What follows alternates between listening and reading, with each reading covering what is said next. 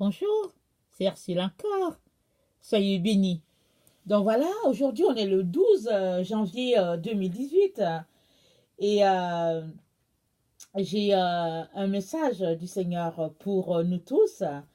Et je ne sais pas si vous avez constaté, les jours passent vite, hein, et il n'y a pas longtemps on était le 1er janvier et aujourd'hui on est déjà le 12 janvier. Alors vraiment, ça file les jours.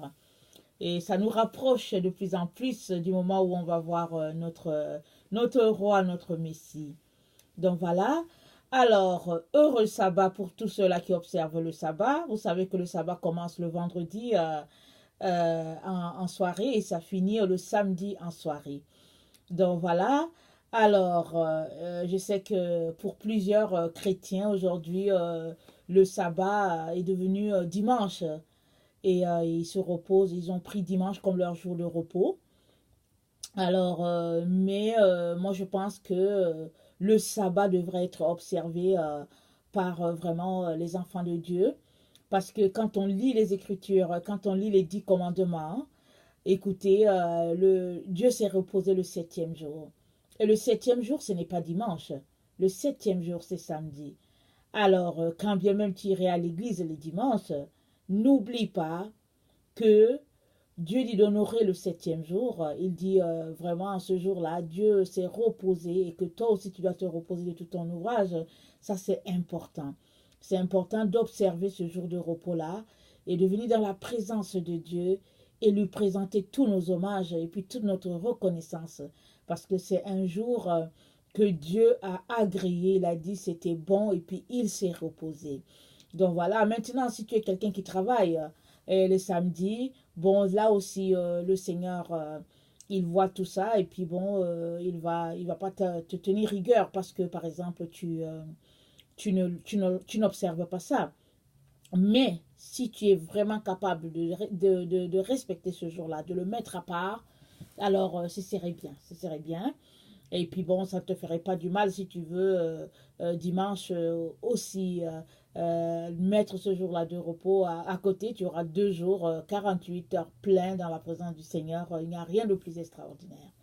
Parce qu'au fait, le sabbat, ça a été toujours observé hein, par les disciples. Et puis je pense que c'est au 3e ou 4e siècle que ça a été changé par un roi, je ne sais plus lequel.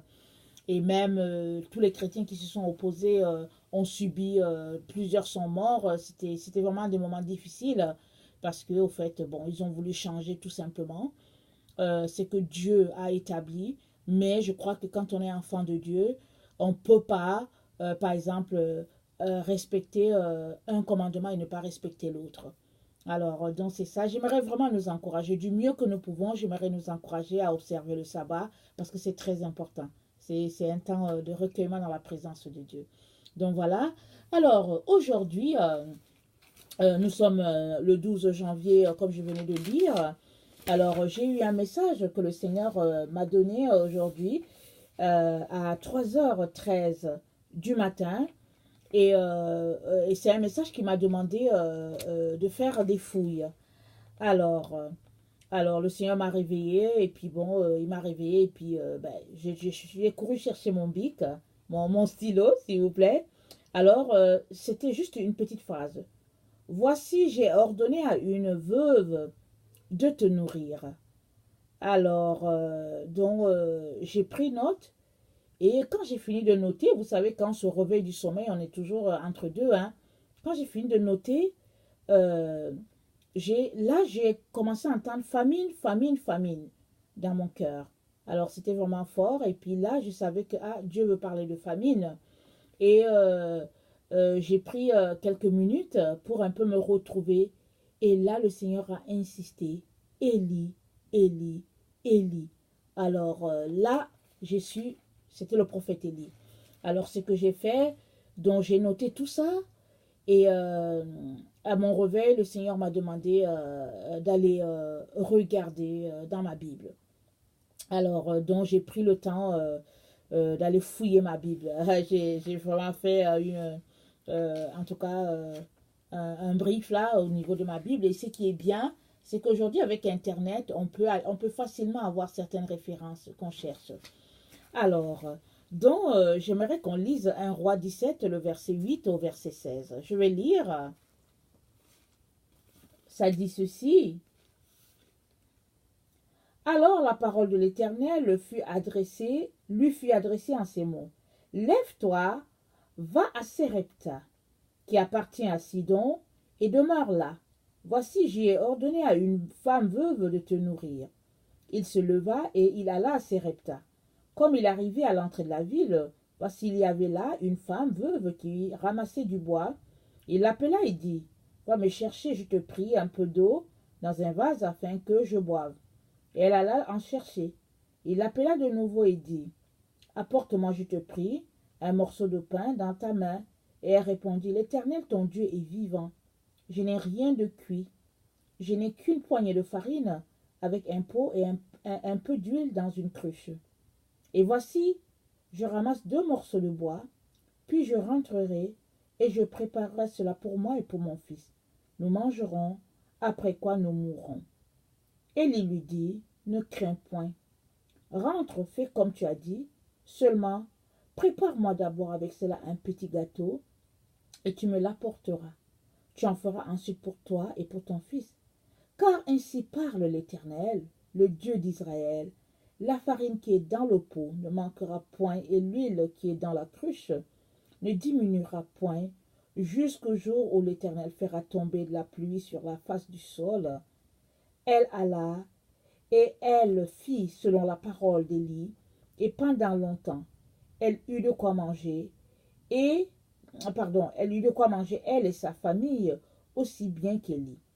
La farine qui était dans le pot ne manqua point, et l'huile qui était dans la cruche ne diminua point, selon la parole que l'Éternel avait prononcée par Élie. Alléluia. Donc voilà, je suis donc allée, j'ai lu ça, et j'ai vu la providence de l'Éternel dans un temps de famine. Il y avait la famine. Et là, je suis allée, j'ai fait d'autres lectures, je vais vous en faire grâce. Et Élie, c'est le prophète qui a vécu du temps de Akab.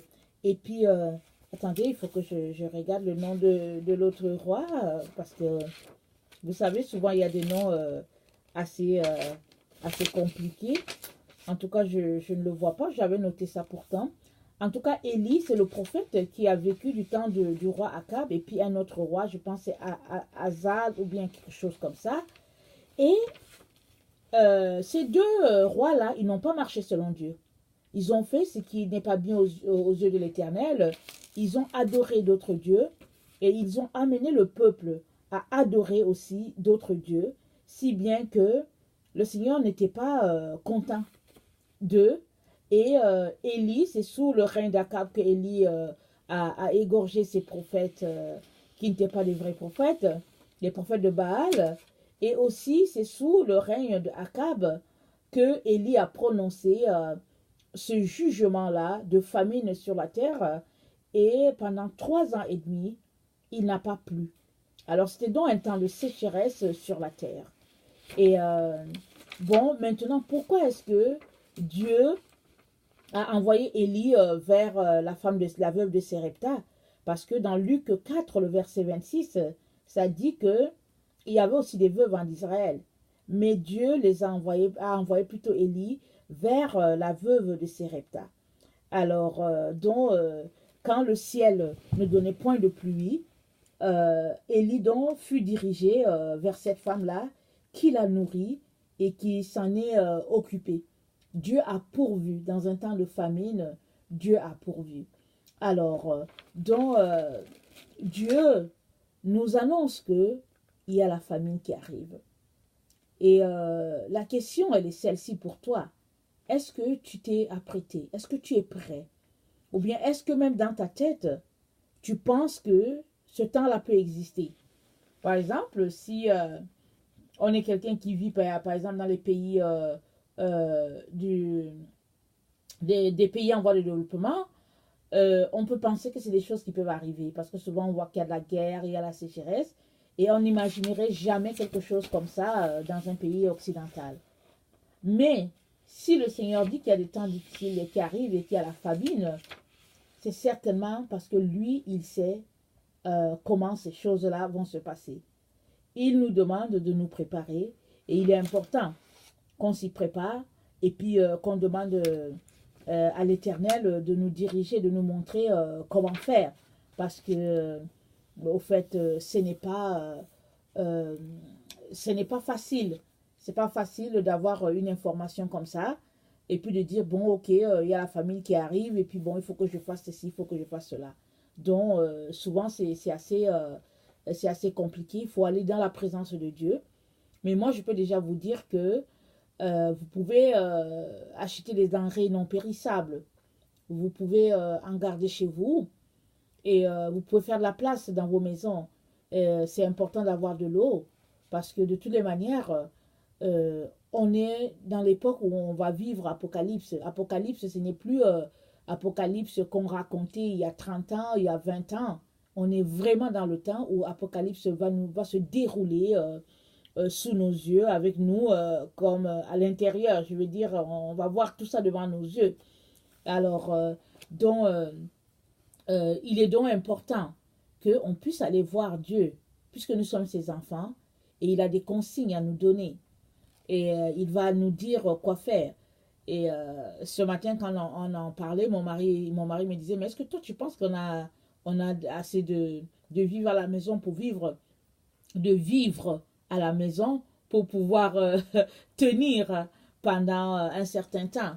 Et puis bon, on regardait ça et puis bon, on s'est rendu compte que oui, il faut que bon, on mette quand même quelque chose de côté au cas où, on ne sait jamais.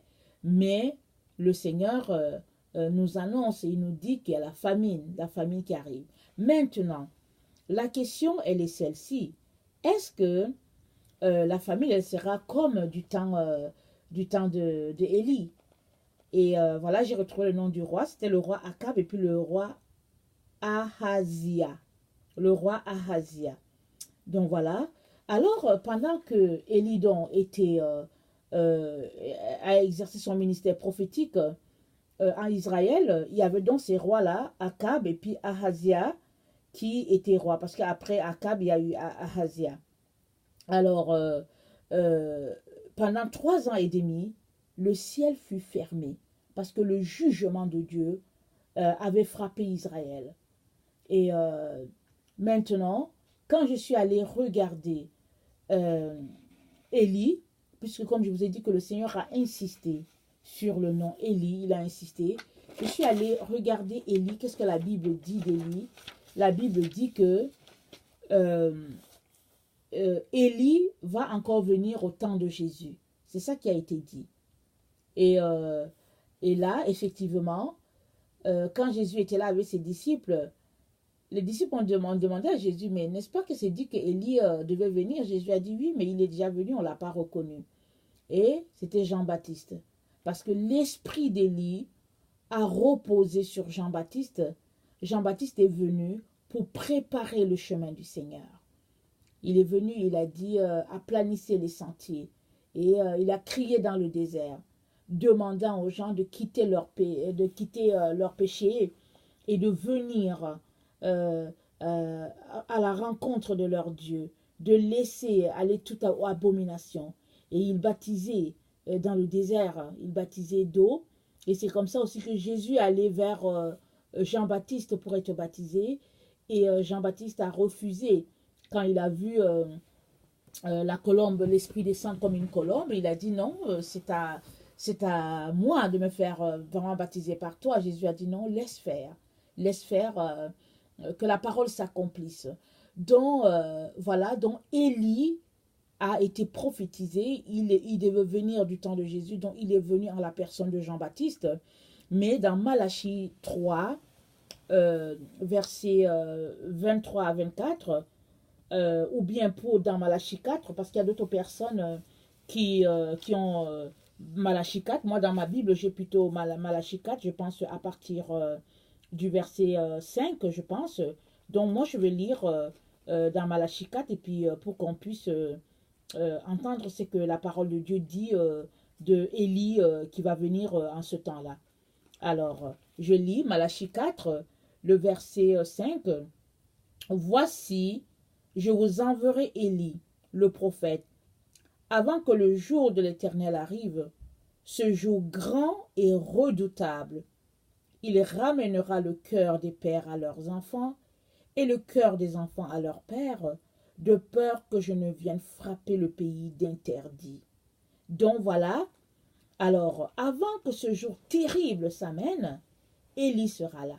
Donc, une troisième fois, Élie sera sur la terre. L'esprit d'Élie va reposer sur quelqu'un et cette personne-là euh, va représenter Élie et cette personne-là va venir en avant pour dire préparez le chemin du Seigneur, aplanissez les sentiers parce que Jésus-Christ est en train de revenir. Et moi, je pense que en ce temps où nous nous trouvons, je pense que cet Élie-là est déjà là sur la terre, en train de faire ce travail-là. Maintenant, est-ce que le Seigneur est en train de dire que, au fait, il va se manifester à l'humanité par une situation comme du temps de Akab? Ça, je ne sais pas. Mais tout ce que je sais, c'est qu'il était important que j'amène à la connaissance des enfants de Dieu qu'il y a une famine qui arrive. Il y a des temps difficiles, il y a une famine qui arrive. Donc voilà. Alors, j'aimerais aussi qu'on lise Apocalypse 11, le verset 3, parce que bon, j'ai quand même fait des fouilles concernant Élie, parce que au fait, quand Élie a prié pour qu'il ne tombe pas de la pluie sur la terre pendant 3 ans et demi, ces 3 ans et demi correspondent aux 1260 jours dit dans Apocalypse. Et puis c'est dit que les deux prophètes, les oliviers qui se tiennent devant le Seigneur, vont faire le tour de la ville et ils vont prophétiser, ils vont faire des miracles. Et j'aimerais ça qu'on lise ça. J'aimerais ça qu'on lise ça. Alors, Apocalypse 11, à partir du verset 3. Je donnerai à mes deux témoins le pouvoir de prophétiser, revêtus de sacs pendant 1260 jours. Ce sont les deux oliviers et les deux chandeliers qui se tiennent devant le Seigneur de la terre. Si quelqu'un veut leur faire du mal, du feu sort de leur bouche et dévore leurs ennemis. Et si quelqu'un veut leur faire du mal, il faut qu'ils soient tués de cette manière. Ils ont le pouvoir de fermer le ciel, afin qu'il ne tombe point de pluie pendant les jours de leur prophétie, et ils ont le pouvoir de changer les eaux en sang, et de frapper la terre de toute espèce de plaie, chaque fois qu'ils le voudront. Quand ils auront achevé leur témoignage, la bête qui monte de l'abîme leur fera la guerre, les vaincra et les tuera. Et leurs cadavres seront sur la place de la grande ville qui est appelée dans un sens spirituel Sodome et Égypte, là même où leur Seigneur a été crucifié. Alors, c'est dit que ces deux oliviers-là vont parler par leurs paroles, ils vont empêcher, s'ils veulent fermer le ciel, ils vont le fermer, et puis s'ils veulent, en tout cas, faire, qu'est-ce que c'est dit? C'est dit, s'ils ne veulent pas qu'il tombe la pluie pendant les jours de leur prophétie, il n'en tombera pas, et c'est dit qu'ils ont le pouvoir de changer les eaux en sang et de frapper la terre de toute espèce de plaie, chaque fois qu'ils le voudront. Alors, ici, ça dit que c'est 1260 jours, ils vont le faire pendant 1260 jours. Et 1260 jours correspond à 3 ans et demi. Et Élie, quand il a fermé le ciel pour qu'il ne tombe pas la pluie pendant qu'il était vivant sur cette terre, il l'a fait pendant 1260 jours, ou bien 3 ans et demi. Alors c'est pour cela qu'il y a beaucoup de personnes qui disent que ces deux personnes qui sont ici décrites dans l'Apocalypse, ça sera Élie et puis Moïse, parce que Moïse aussi a fait des prodiges en Égypte. Il a commandé des plaies sur le royaume de Pharaon. Mais il y a d'autres personnes aussi qui disent que c'est Élie et puis Enoch. Alors, mais une chose est sûre, Élie est dedans. Et on a vu que quand Jésus fut transfiguré, il y a Élie et puis Moïse qui sont venus pour l'entretenir, pour l'encourager. Alors, Dieu sait qui sont les deux personnes là, mais Élie est dedans. Alors, le Seigneur vraiment est en train de nous dire que les choses tant annoncées sont sur le point de s'accomplir.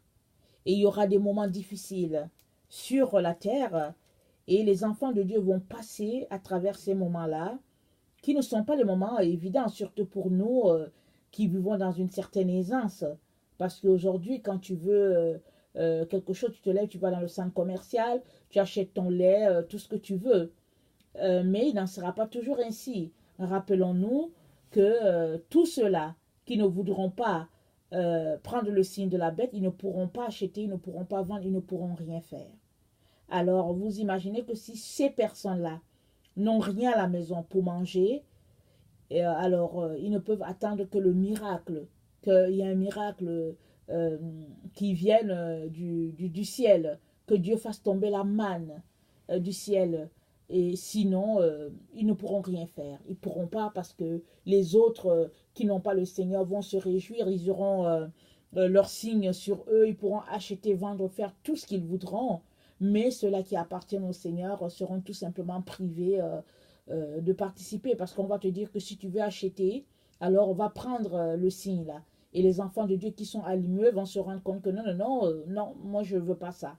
Alors je préfère mourir et je vais me retrouver avec mon Seigneur que de prendre ça parce que c'est dit dans la Bible qu'une fois que tu prends ça, tu seras tourmenté au siècle des siècles dans l'enfer. Donc voilà. Et puis l'autre passage que j'aimerais qu'on lise, c'est dans Apocalypse 13, le verset 5 à 10. Ça dit, et il lui fut donné une bouche qui proférait les paroles arrogantes et les blasphèmes. Et il lui fut donné le pouvoir d'agir pendant 42 mois, et il ouvrit sa bouche pour proférer des blasphèmes contre Dieu, pour blasphémer son nom, son tabernacle et ceux qui habitent dans le ciel. Il lui fut donné de faire la guerre aux saints et de les vaincre. Et il lui fut donné autorité sur toute tribu, tout peuple, toute langue et toute nation, et tous les habitants de la terre l'adoreront, ceux dont le nom n'a pas été écrit dès la fondation du monde dans le livre de vie de l'agneau qui a été immolé. Si quelqu'un a des oreilles, qu'il entende. Si quelqu'un mène en captivité, il ira en captivité. Et si quelqu'un tue par l'épée, il faut qu'il soit tué par l'épée. Donc voilà, c'est pas le texte que je voulais lire, mais je pense plutôt que c'est Apocalypse 12, le verset 6. Bon voilà, et la femme s'enfuit dans le désert. La femme, c'est l'épouse de Christ, s'enfuit dans le désert, et elle avait un lieu préparé par Dieu afin qu'elle lui fût nourrie pendant 1260 jours. Alors, dans ce temps-là, on dit la femme est dans le désert, elle fuit dans le désert, et dans le désert, vous savez, le désert, c'est un temps difficile. Alors, le Seigneur va pourvoir pour que cette femme-là puisse vivre, qu'elle puisse s'en sortir. Mais ce sera des moments difficiles. Ce sera des moments pas évidents. Alors c'est pourquoi vraiment, je crois que le Seigneur veut nous dire quelque chose de très profond avec le prophète Élie. C'est que j'ai compris, c'est qu'il y a un temps de famine qui arrive.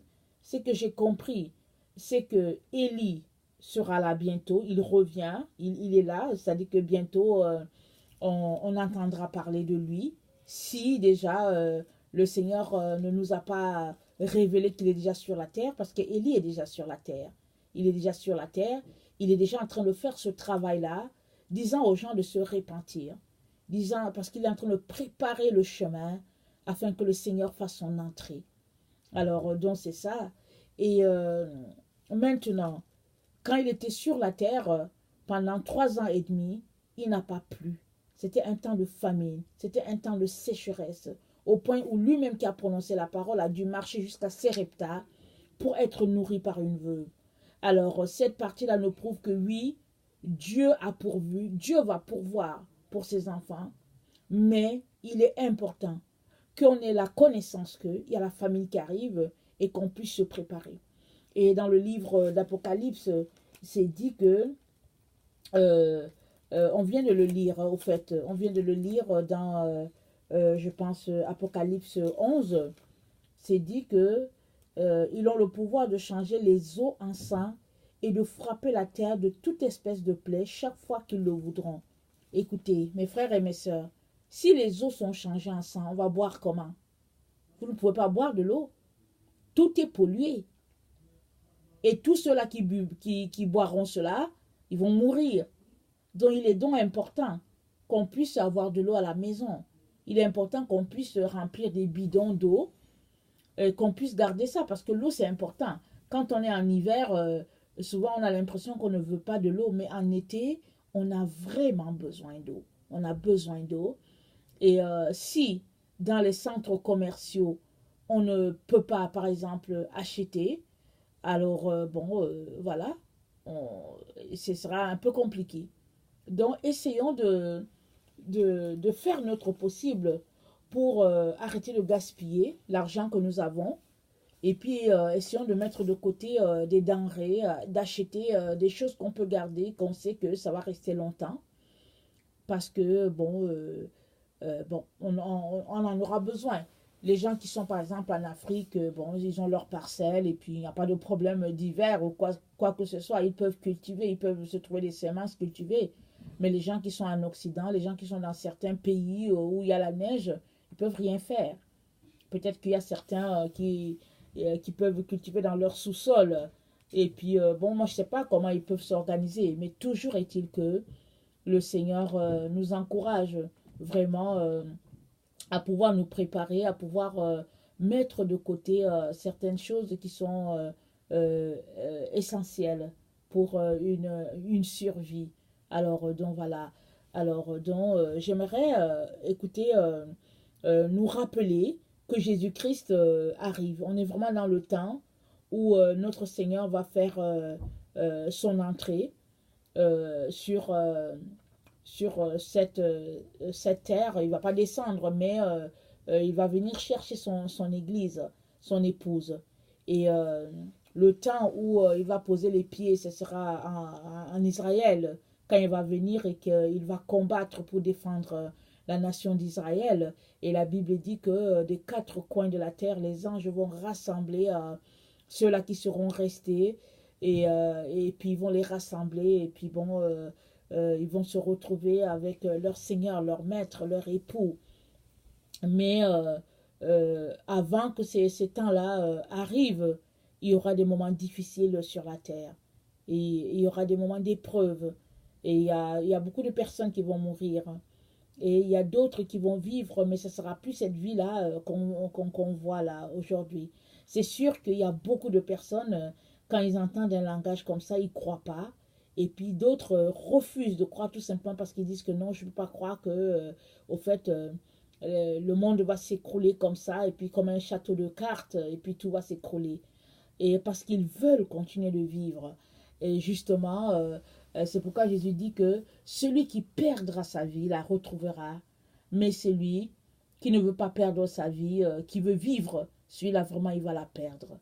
Alors, ce n'est pas que c'est un temps que le Seigneur peut retarder, parce que c'est un temps qui a été annoncé depuis plus de 2000 ans, qui a été prophétisé, et on est vraiment dans ce temps-là où on va vivre l'Apocalypse.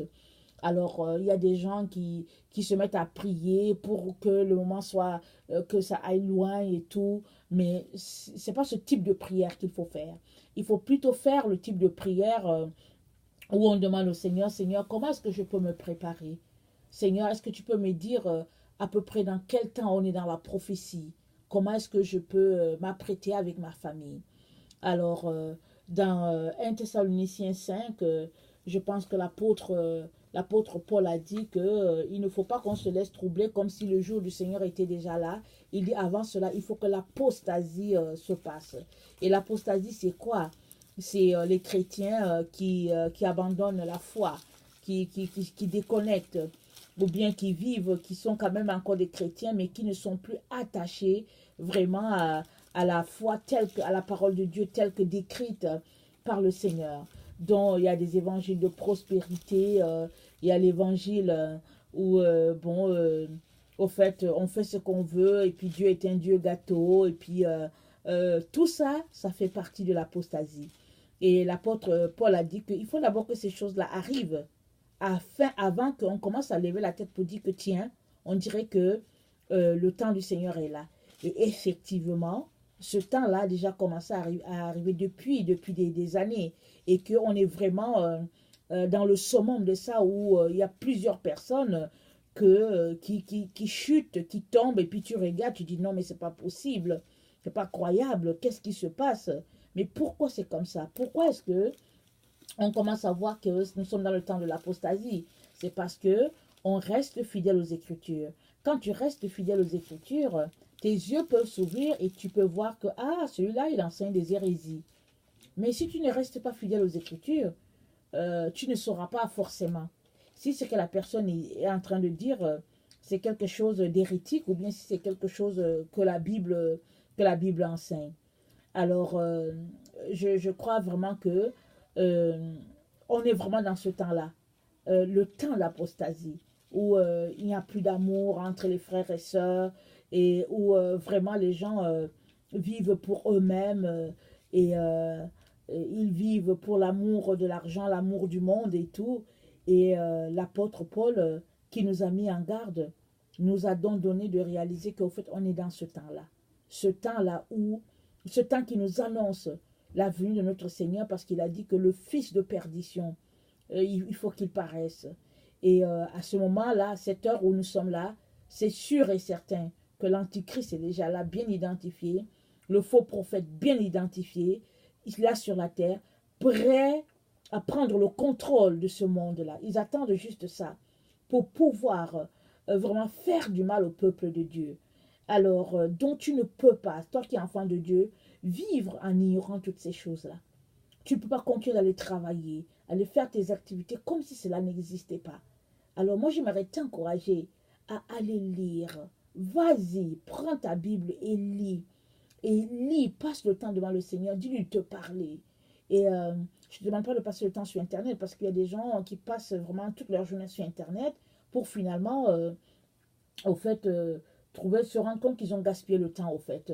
Alors, c'est pourquoi je te demande d'aller lire ta Bible. Si tu lis ta Bible, non seulement tu es informé, mais aussi tu as cette relation-là avec ton Père. Tu viens vraiment dans cette communion-là avec le Père et puis le Fils. Et ça, c'est important. On a vraiment besoin de ça.